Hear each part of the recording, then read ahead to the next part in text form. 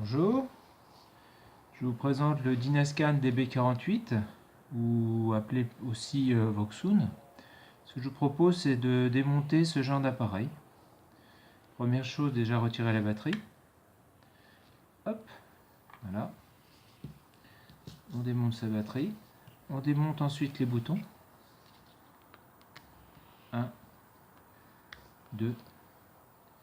Pour l'ouvrir, il vous faudra un tournevis Torx, comme celui-ci.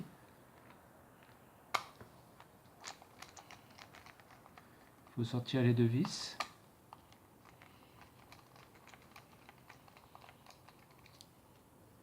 En voici une.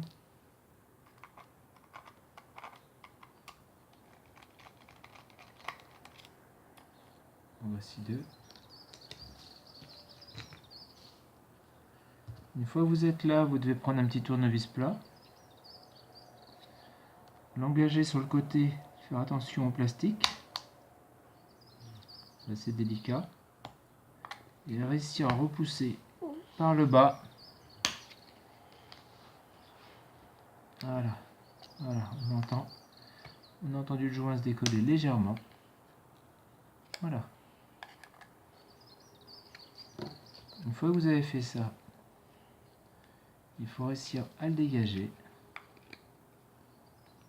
Précautionneusement, bien sûr.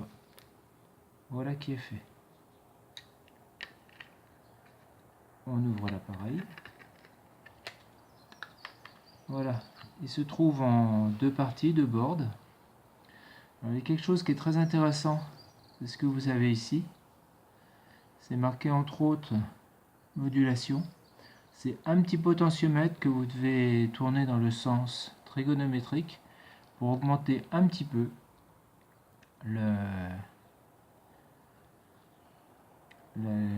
qualité de votre modulation FM. Pour le remonter, il y a une précaution à prendre. Déjà ouvrir ça. Une fois que vous avez fait ça, je vous engage vivement à dégager légèrement sur le côté le joint. Vous le repoussez un petit peu. Vous le repoussez un petit peu. Voilà. Et vous réengagez en faisant attention au petit joint sur la LED. Voilà. Et on remet ça. On met ça tout doucement. Voilà. De nouveau, opération inverse. Il faut arriver à clipser précautionneusement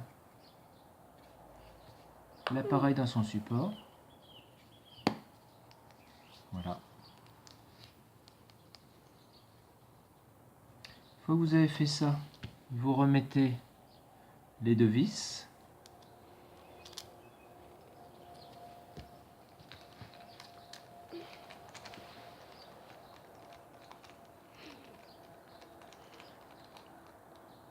En voici une. En voici deux.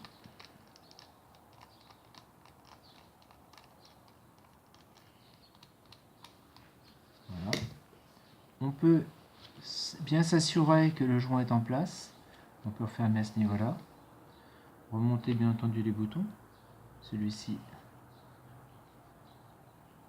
Bien faire attention au sens, bien sûr.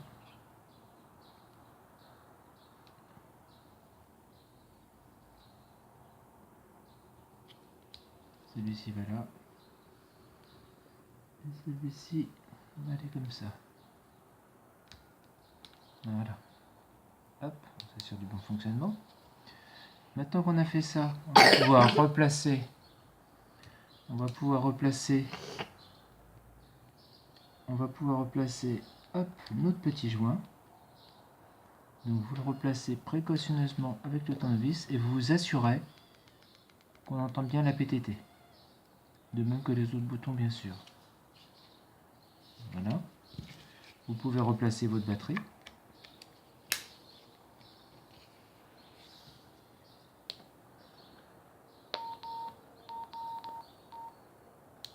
Voici. Ce que je vous propose, maintenant qu'on a vu pour le démontage et un éventuel réglage, on va regarder pour la programmation. Alors pour la programmation, utilisez un câble tel que celui-ci et bien s'assurer que la prise est bien pluguée dedans, voilà, bien enfoncée à fond.